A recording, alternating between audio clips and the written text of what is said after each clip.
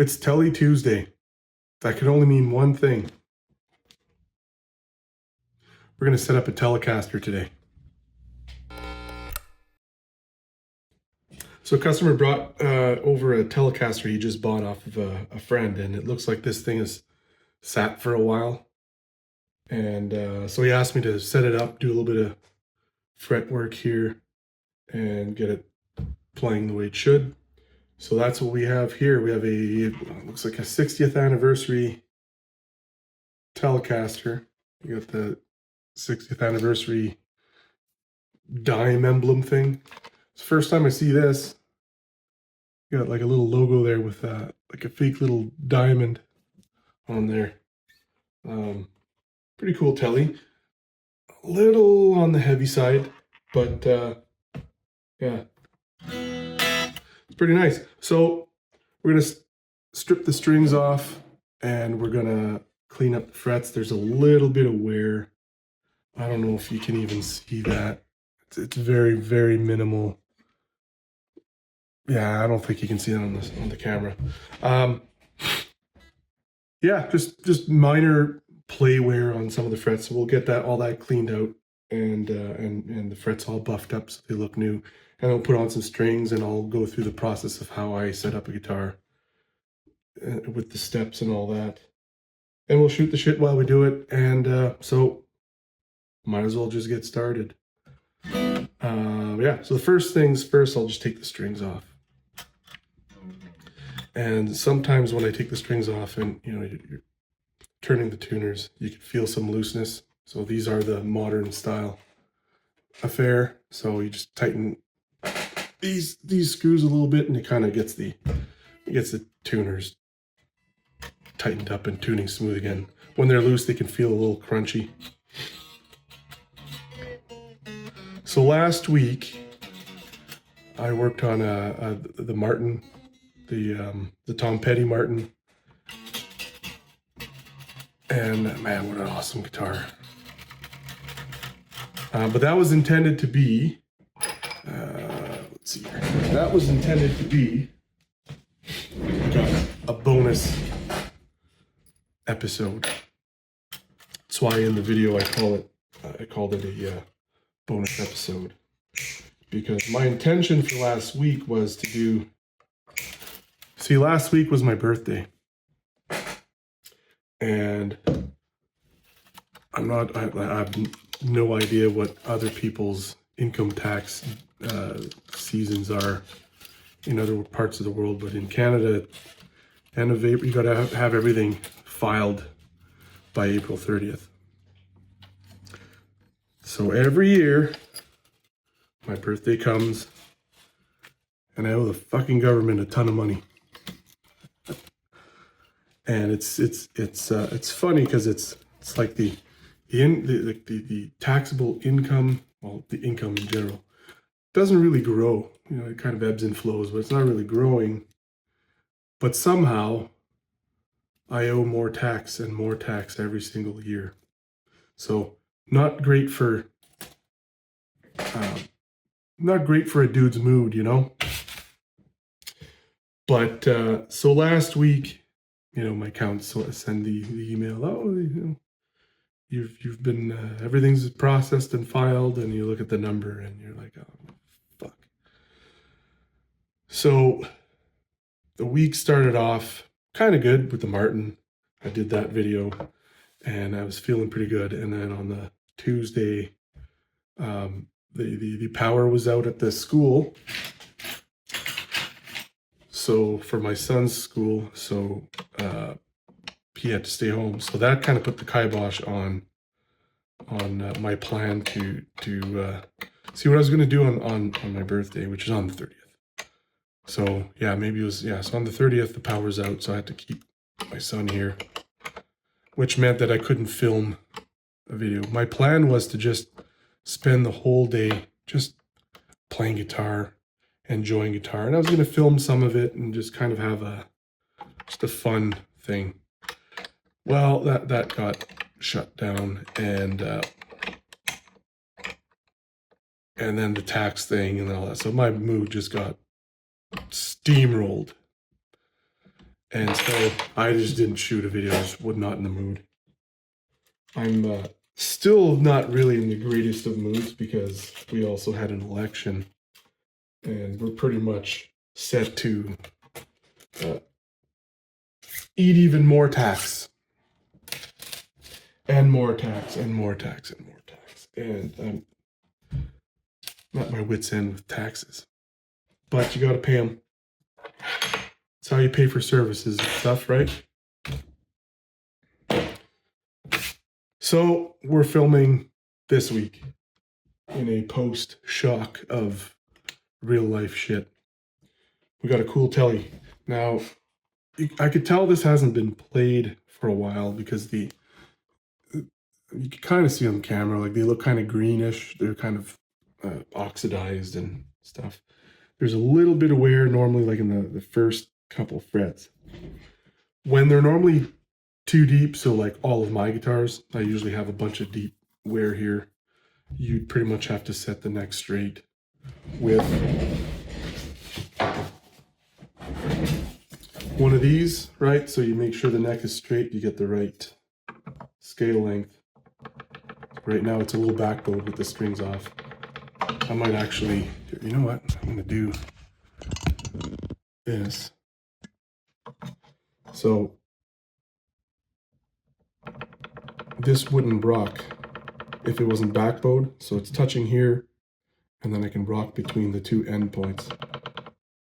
All right. And then if you take the truss rod tool and loosen it up a bit, now it's not rocking. And you look, make sure it touches in the middle, and that is perfectly straight without string tension. So obviously we'll have to readjust this after we got strings on. And we are putting on a set of D'Addario 11-49s. Really, there's no other brand of string that I like using. This is it, man. D'Addario XLs, just the plain old ones. And I use these on a lot of my guitars.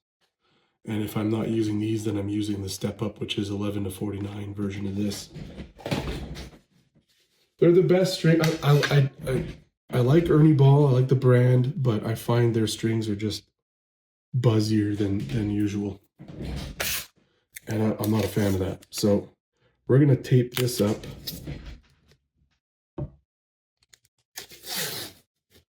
So how I tape this up, I put a strip of tape along the length of the fretboard like this. So then when I put all the other pieces of tape, you just pull this off and you get, it pulls off more tape with it. Tends to go through quicker. And then just tape off on either side of the frets. So what we'll do here, because these aren't very deep, I can hit these with some coarse sandpaper and then fan it out, and then go in with lighter, so higher grit sandpaper, so to smoothen them all out. And then I take the Dremel and just buff them all off, and then they're gonna look brand new. But taping is a lengthy process, so I'm gonna film it, but I'm gonna turn up the speed to tape this off, and then we'll get back to shooting shit.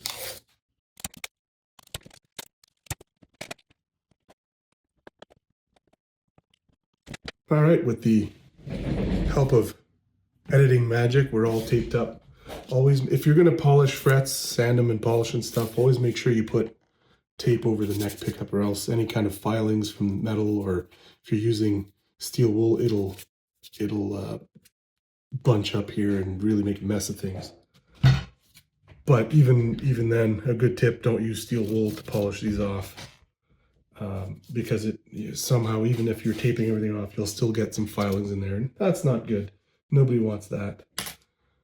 Always make sure you have a coffee. Or not, maybe you're a tea guy or gal. Or if it's late enough in the afternoon, you could have one of these.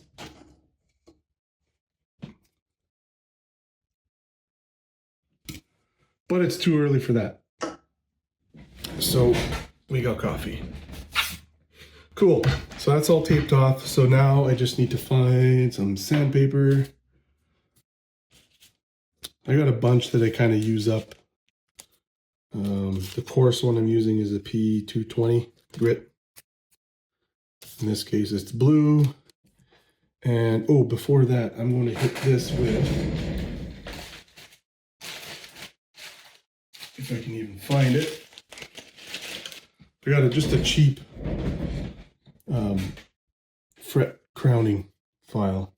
And I'm not going to crown it lower. I'm just kind of catching the edges of the indentations because they kind of flare out a bit. So this kind of just makes sure that everything is still crowned. Then I can hit with sandpaper and then hit the rest, polish it off, and then we'll have a nice fretboard. You don't need to do much.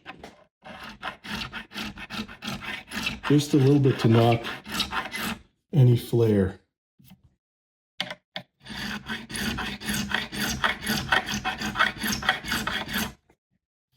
Again, this isn't really necessarily a how-to. This is how I do it. If you're not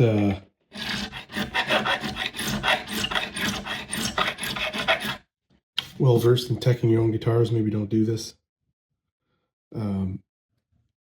See, all it does, and I won't be able to show it on camera, but I'm not knocking the top of the fret down. I'm just knocking the edge, and then once I hit this with sandpaper, it'll all level out. If these were deeper, though, I'd have to use a leveler and level the whole thing, and then recrown the whole thing with, you know, this or a diamond file, and then do the polishing thing. But for now, I just knock the edges out, and I can see that these dents, these indentations or wear marks are much smaller than they were. So, and this part of the process is hard on the fingers. I usually end up getting dry fingertip splits and stuff, but sometimes you got to bleed a little bit to get someone's guitar running really good. And I like to treat everyone's guitars as if they were my own. So there's one. See, it doesn't take much. You're just softening it all up. You know, just a nice smooth. You know, you're not cutting into the crown. You're sanding the crown evenly. I use my fingernails to kind of get the rounded thing going.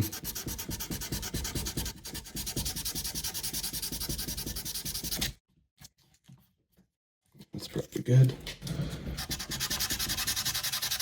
And then the rest, they don't have much wear. They're pretty even, so they won't take as much sanding. Just enough to get the oxidization off.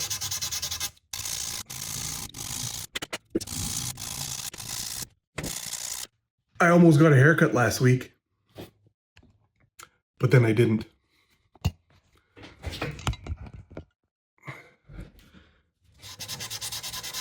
I did a lot of stuff last week, and there's a lot of things that I was planning on doing that I didn't get to do. Like spending that whole day on my birthday playing, just geeking out on guitar all day long. I didn't get to do that.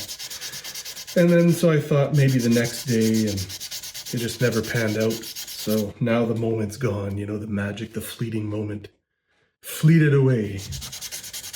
Maybe next year. Maybe next year I won't owe as much. I gotta figure out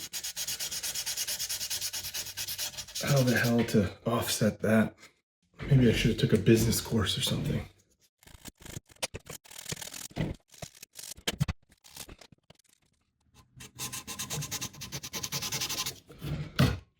Yeah, that's pretty good. The rest will buff out with the Dremel. So I go from 220 usually to, is it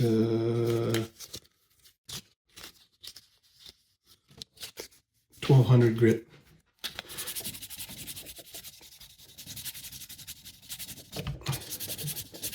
I don't know if you can see on the camera, but just hitting it with 1200 grit already polishes it all off. Pretty good. Right, they're already looking more silvery and less like bronze-like.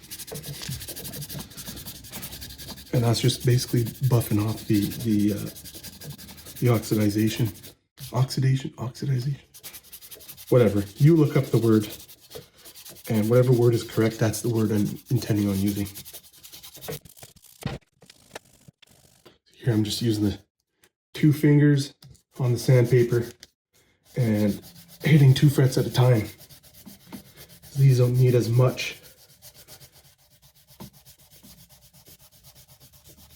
and it speeds up the process.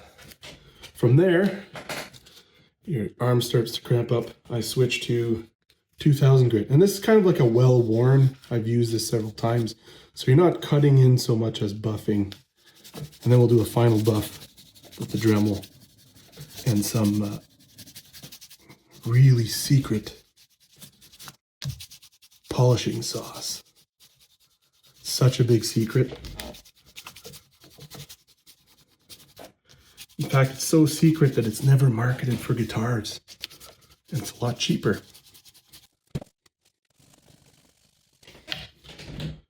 There, that's it for that.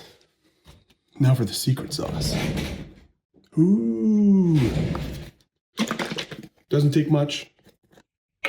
I just shake it so you get a little bit on the spout. And then just kind of throw that on there. I get really good results with this.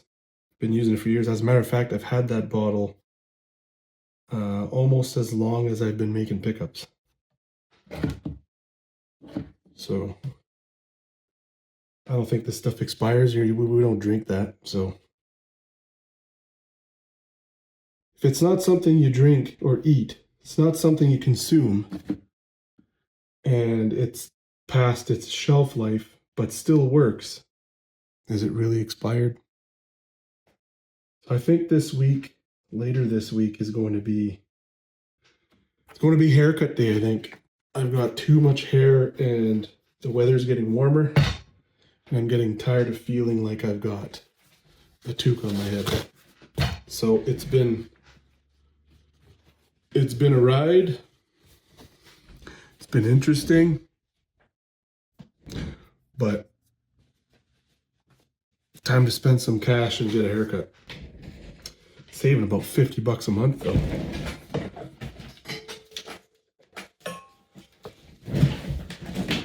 All right. Dremel with a buffing wheel.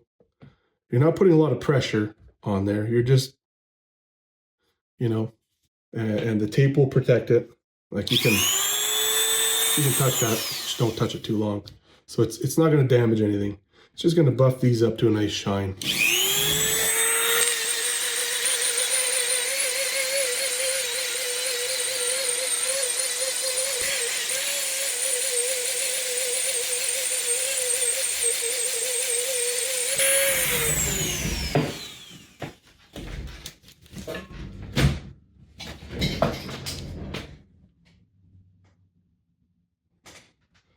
Much better. All right, so now we can take the tape off, clean off the fretboard, and then oil it up, and then we'll throw some strings on and get her all set up. It's funny, there's you know, I don't consider myself, and I don't think I ever will consider myself a YouTuber. I'm more of like a guy who uses YouTube to, I don't know, pass the time, spread awareness of pickups, and share insights on how to take care of your guitar and shit like that. Do a little bit of playing, talk about life. But for the most part, I don't consider myself a YouTuber. For one, I don't have the numbers, and secondly, I do watch a lot of YouTube, especially like guitar related stuff.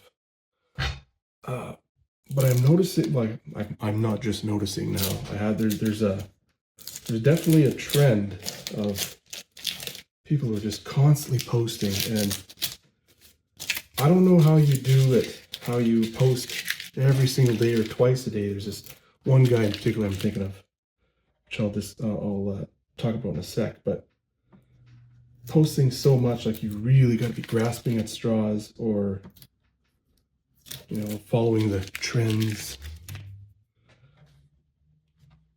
and the viral whatever, you know, the clickbaity things. See, I tested one video just for fun, the one where it says I almost died, right? Which wasn't all bullshit, but you know, I'm kind of tugging on the heartstrings there a little bit, and that's not here, and you know, clickbaity thumbnail, just to see, like, if I do that, do I get more views, more hits, more likes? It doesn't. But for some people with more of a reach, and you know, who are the algorithm is friendlier with their channel, tends to work.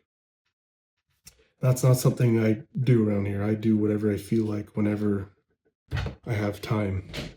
So some videos might do super well, and others, they'll just, you know, get, you know, a couple dozen views and then cap out.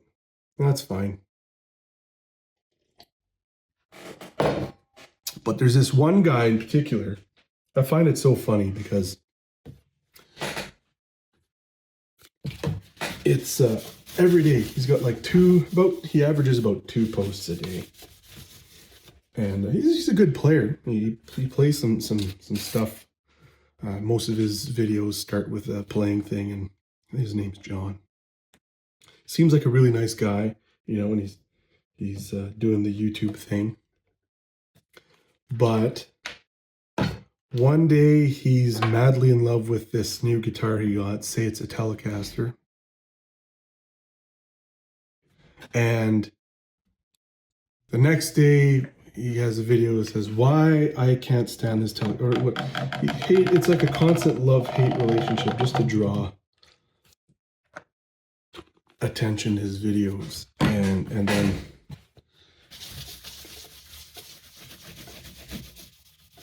and you know, so it's like, you know, this is the best Telecaster I've ever played. I'll never play another one again other than this one. The next day or two, why this guitar sucks, or why this guitar is unplayable, why I can't, you know, the fatal flaws of it. It's like, holy hell, dude. You know? Just, but I guess how else do you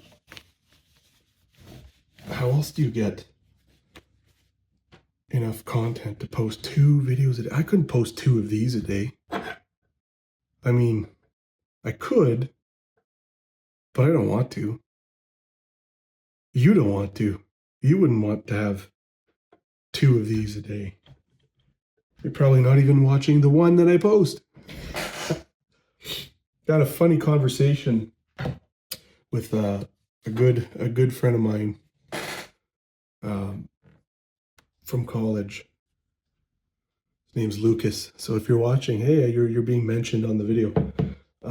Yeah, just a conversation today about how we had this this video project in college that we had to do. That a bit of schmutz here. That we had to do for a project. So we like each individually had to have their own video. So we did a 3-part movie called Death Dealer. We had like our video cameras and stuff, and we had to edit it and stuff. And so he took a video and he got all creative with this video editing on his phone of his dog. He said, could you imagine, like, we've got all the editability features in a phone that we had to make Death Dealer. That was our movie. And I told him, I was like, yeah, it's unreal. I do all my YouTube videos with my iPhone. And he said, YouTube? Yeah, haven't I told you? Like, I didn't mention that. I started YouTube a while ago. So he says, no shit. So he gets on there, onto the YouTubes. And so, of course, he subscribes, right? Because we're buds. And he became the 59th subscriber. So we're at 59. Not a huge number, but as you know, if anybody's been watching, you know, the 59er, 1959 Les Pauls, 59. So it's just a happy coincidence that my old buddy from college, who we've been friends since, becomes subscriber number 59. So I thought that was pretty cool. I haven't seen him in ages. He just lives in Toronto, a couple hours from here. But, adults, you get in a busy adult life, you go in different directions, and next you know, 20 years goes by. All right, we got strings to go on this thing. Oh, first, before we do that, bring this down a little bit. So this is a flathead. It doesn't need much. So I could see right here, this screw's pretty loose. So you just want to tighten that. Not super tight, but you want a nice, firm, like stiff, but smooth turning tuner. Oh yeah, when we were earlier, the other thing I did too is I took, 10mm wrench. If you don't have one, buy 10 because you will lose them all. But for these bushings, you just put that on, just tighten them. They were all loose. When these are loose, especially on these Fender ones, there's no screws back here. There's two little tabs, and there's three holes in these headstocks. There's the hole where the post comes out of, and then there's two other holes that are just on the back side, and those line up the tuner. And then what holds the tuner tight to the headstock is this threaded bushing here. So you don't want these to go loose, because then the whole tuner gets wobbly and you get tuning issues. So tighten those, and then if you got some loose feeling tuners, you just need to tighten the screw here. You don't want to crank them down until you can't turn them anymore. Just want to turn them so they start giving resistance. Otherwise it'll be too tight and you're going to start crunching up the gears inside here.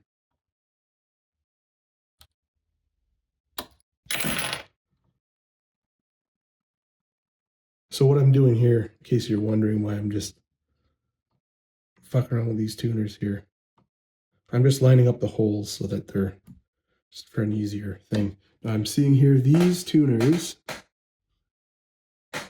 have different heights. So that's cool. So it brings the string down to have the proper tension on the nut. When you have vintage ones, so they're all the same height, normally what I do is I put on the D and the G strings, I put I give more slack so that there's more turns on the tuner, so that it pulls the string down to get a bit more tension here. Because sometimes you don't get enough and they start to sound a little boingy or whatever. They sound weird. But these ones, it's a modern Tele, so you've got the different heights. So it kind of does the same thing without having to add more turns.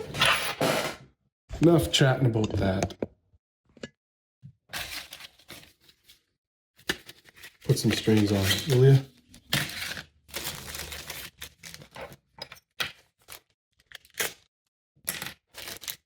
Yeah, so we had an election. We'll see how that goes. I'm not telling you what side I voted on. I think if you watch this or know me or whatever, you probably have an idea. I remember a time when it didn't really matter who was voted in. Things would be okay. Maybe you'd have to compromise on certain things that are important to you, but for the most part, everything would be fine. Seems now more and more, it's less and less like that. And no matter who gets in, it's always an even bigger clown show. At some point, something's going to have to give.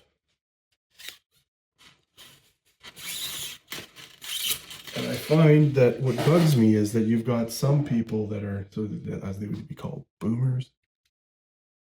They don't seem to care because they're not really voting for far into the future. They're more concerned with, well, how are things going to be for the rest of the time that I have on this planet? And I get it, but you can't knock them. But I guess from the standpoint of I have young kids, I'm thinking about, well, what kind of world are we leaving for our little kids? You know, what kind of world is my daughter going to be, you know, battling to survive in? What kind of world is my son going to have to battle in?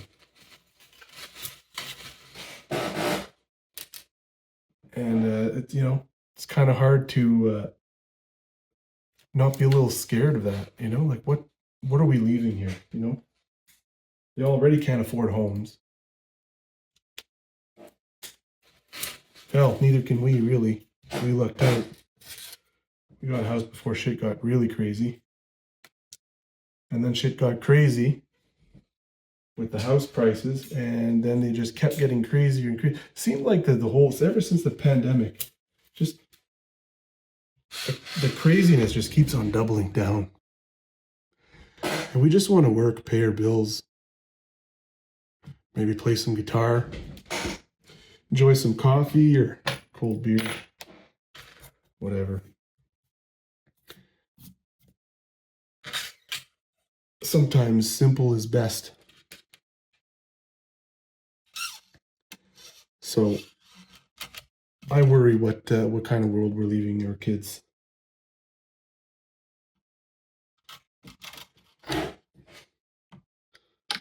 But there's not much we can do. So we just buckle up and see where the ride takes us.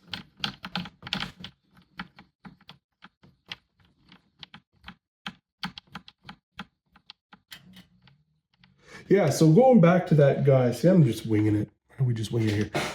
Back to that guy on YouTube who's, you know, 1 week or 1 day, his new Tele that he got probably for free or for a handsome deal is the greatest guitar he's ever played, and you will never want to play a single other guitar ever again because this one is just so good.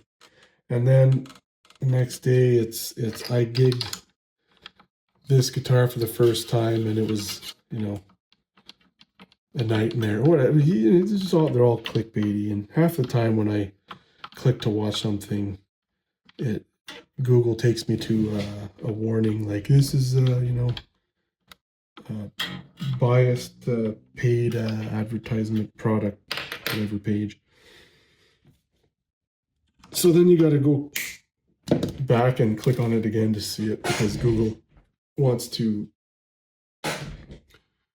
They want to save you from the things that might harm you. And then they show a bunch of other clips that are supposed to be reputable sources because they have been for decades. And you watch it and it's all misinformation. Holy hell. So, and then they wonder why people don't trust certain things. Well, it's because if you keep feeding bullshit, eventually people smell the bullshit and they stop listening. So unrelated, that's unrelated to the YouTube guy, but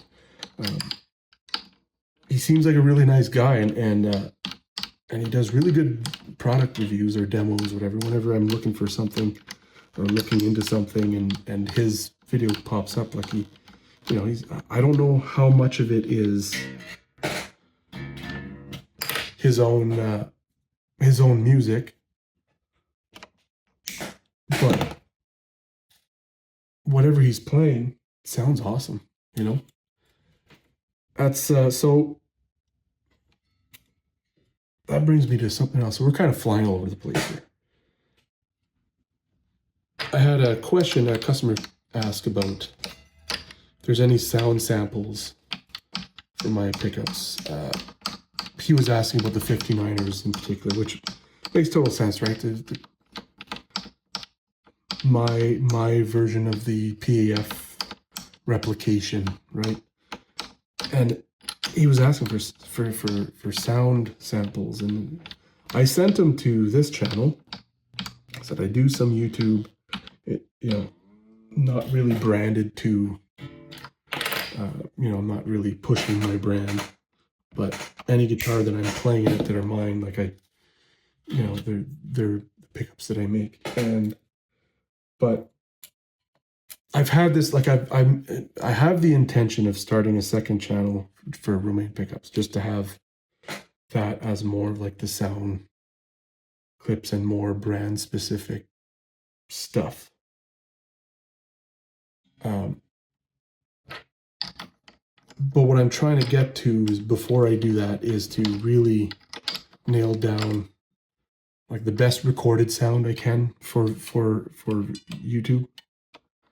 Because it's really hard when I spend a lot of time recording stuff and find out it's like, it doesn't quite sound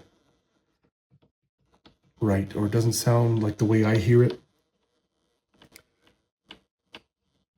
And so I don't want to pass that off as like, here, this is what your guitar will sound like with these pickups. And then someone will come around and say, hey, it sounds like, the recorded tone sounds like shit, or whatever, right? Because someone always has like a better way of recording stuff. And I don't have these super expensive mic pre's, and I don't have a full high-end studio in here. So I'm always trying new things. So I've mentioned it before. I think the next big change I want to do is get a new USB interface with 2 microphone XLR ins, so that I can double mic my amps, like sort of like how they do in Nashville with like the 57 and a Royer, is it the 121? Right, kind of like how they have this 57 and then the Royer, and they have it mounted together in front of the speaker. Because the 57 gets all the high mids and stuff pretty well, and the Royer gets some of that low mids, and maybe it'll get better sound that way, I don't know. We have strings on the Tele. Tuner is on my phone. So how are we going to do this?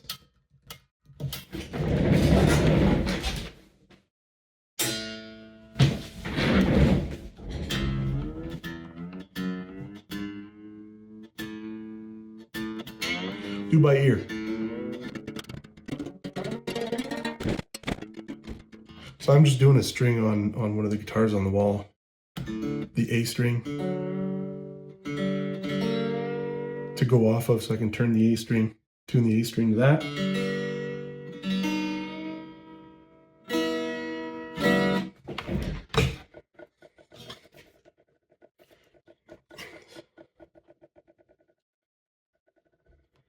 This neck's loose. I'm gonna have to use this one.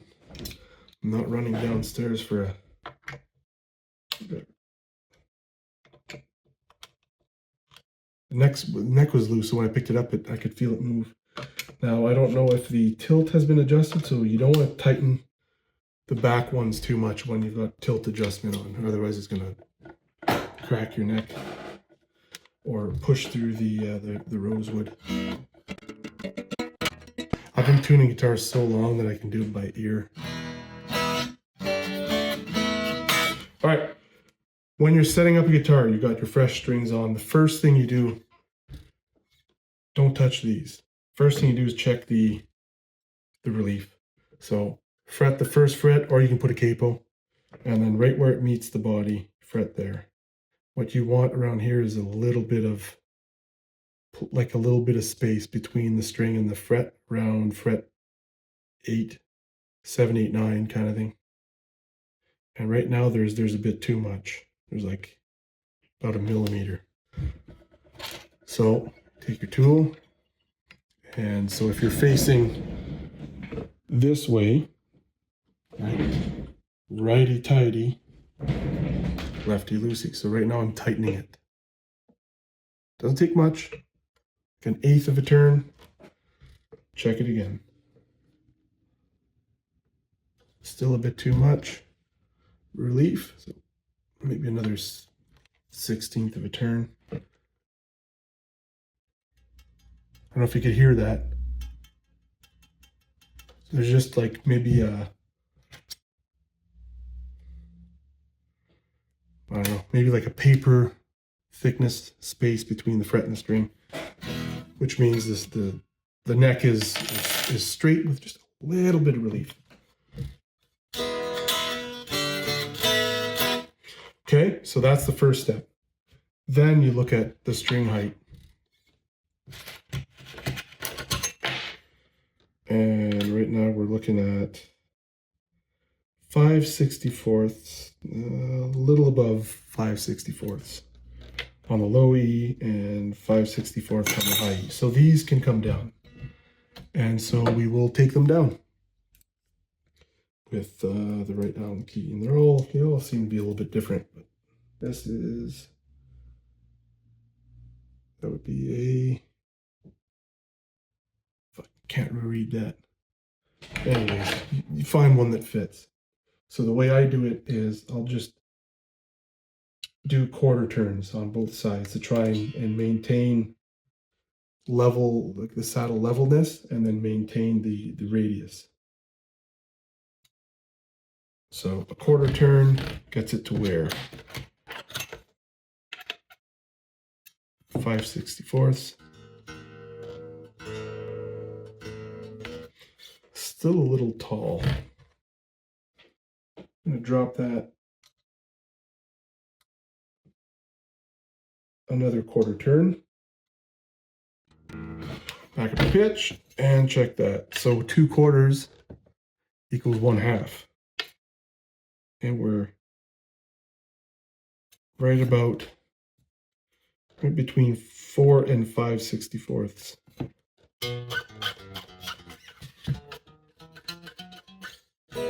No buzz, so that's good. I think we could probably go down a little bit lower. So we'll go down another quarter turn after we find our Allen key here. So now we're at 3/4 of a turn down. The reason I'm counting that is we were going to do the same amount of adjustment on all of these.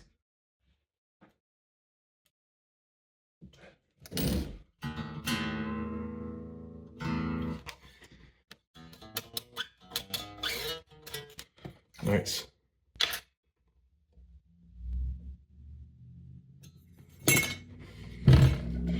I think you could do one more quarter turn.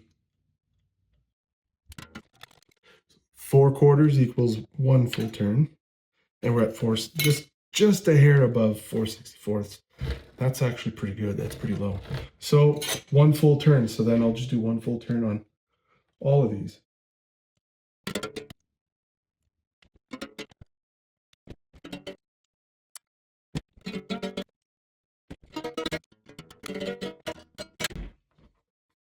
All right, so now we're at just like a not even a hair, like a half a hair above 4/64. We're at about 3/64 on the high E.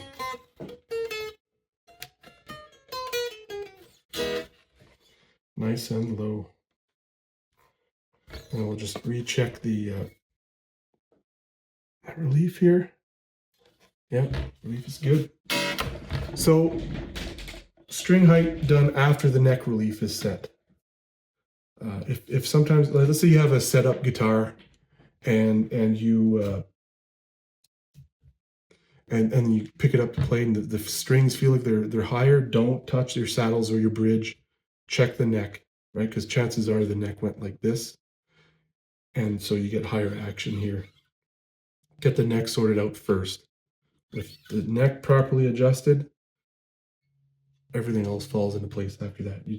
So I lowered these a little bit, maintained so this looks like a modern, probably 9.5 inch radius. And just from having worked on so many guitars, I could tell by eye the radius is good. So that's why I went with counted turns, right? Because they all have the same thread count. So you turn it half a turn on this one, it'll do the same on all the others height-wise. So the last thing to do would be, oh yeah, and then there's maybe I won't bore you with too much of that. The pots were a little scratchy, so we'll spray it with a little bit of deoxit into the pots and the switch. usually what happens when it doesn't get used for a while, that the same oxidization that we saw on the frets are in there, and you spray a bit of that and do this, cleans them right out, and you lose that sound. So intonation. Intonation's pretty simple. You just got to be patient with it. But I don't have a tuner here, I'll have to plug into the board, but you go open string and harmonic on the 12th fret. That generally, if that's out of tune, your frets aren't in the right spot or the guitar's fucked. Most guitars, this and this will be the same. And then the fretted 12 string, that actually, by ear, that sounds pretty close, like pretty much bang on. But let's say it went, right? Or if your tuner shows that it's sharp, you need to make the string longer. And how do you make the string longer? You adjust the saddle to be further away from the neck so that the 2 points, right? The saddle point and the nut point are further away. So a longer string, it'll bring that fretted pitch down. Let's say you're at like, and then on the 12th fret you get, then you got to make the string shorter. So bring the 2 points closer. So you adjust the saddle so that's closer to the neck, shortening the string. So again, you need to make the string longer. You need to make the string shorter. Do that with a tuner, do small adjustments at a time, and then eventually you'll be able to do an E chord.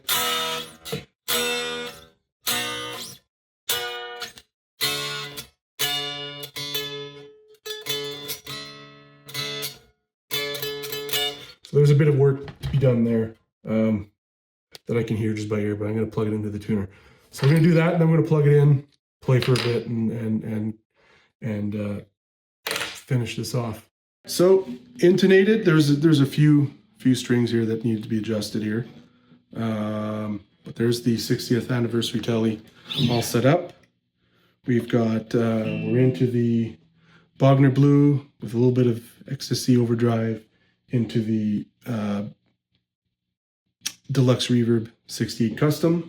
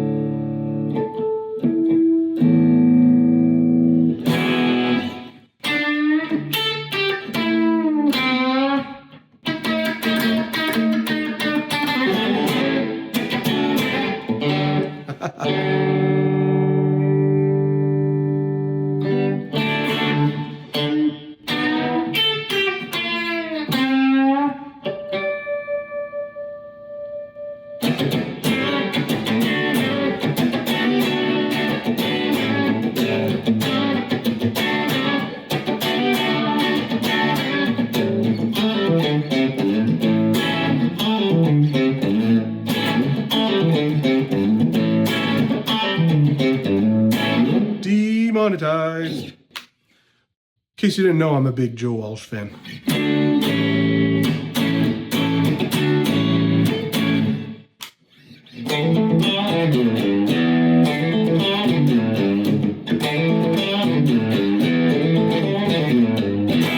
I don't care about demonetization because I'm not even monetized to begin with.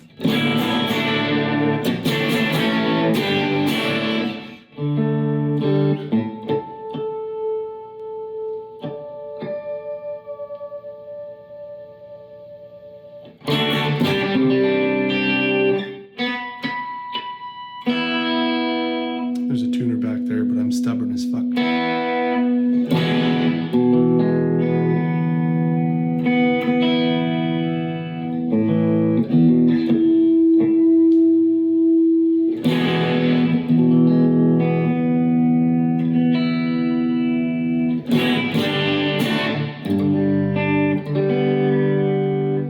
Notice sometimes certain guitars have certain tones to them that they're kind of hard to, I find they're hard to hear the pitch.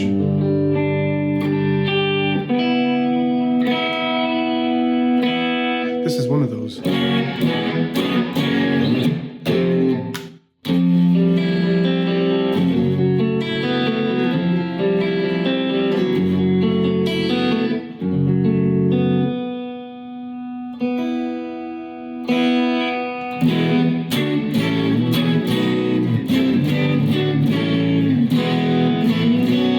Now it's tuned.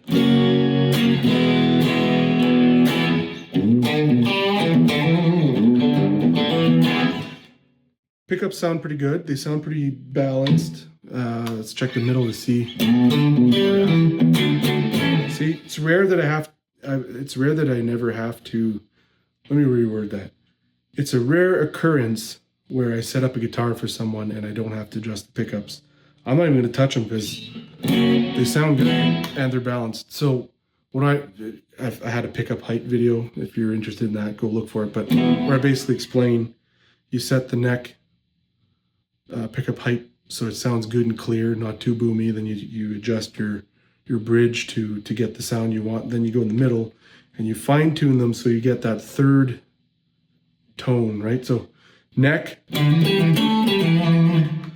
middle, it's more honk, more like nasally, and then bridge. So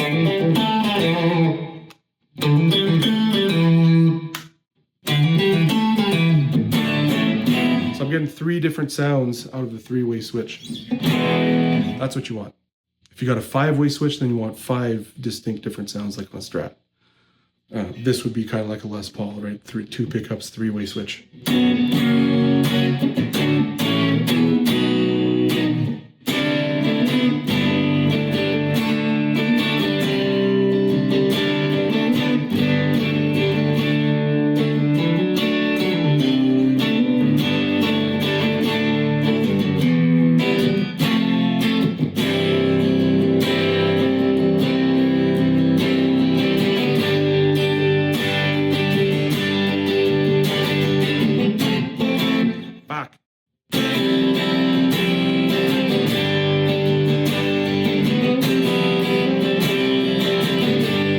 Actually, I should probably do...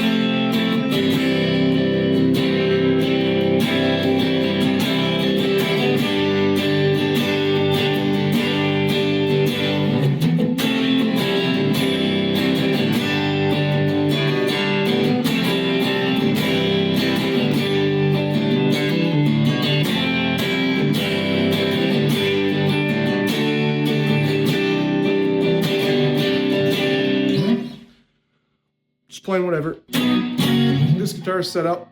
It's pretty nice. It's set up pretty easy, but most setups end up the same way. One thing you can do if you want to check, like sometimes you try to set up a guitar where you get the neck adjusted right, the string height adjusted right, then you get buzzing in spots. Get yourself one of these. This particular one is a Stu Mac one, but there's other ones called the fret rocker, and you can basically just put it on 3 frets. You got 4 different sides, and you check for, you rock them and you'll hear tuk, tuk, tuk, tuk, tuk, tuk, when there's a tall fret, and the fret that would be in the middle of the 3 would be the tall one. So if you get a lot of those, then you're going to need to get your frets dealt with, or your fretboard fully leveled and all that shit. But that would be why your setup isn't going right. If your frets are all pretty good, then you set your neck relief, set the string height, do your intonation, check your pickup adjustments. If you got a rosewood board, give it a little bit of lemon oil or whatever product you want to use on it to condition the board.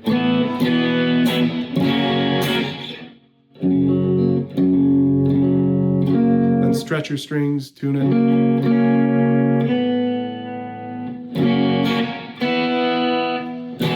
Anyways, Tele set up for Tele Tuesday. Thanks for watching as usual. I've been Jas. This has been the 59er Winder Show. And yeah, we'll see what comes up next week. But keep playing, and we'll see you next time.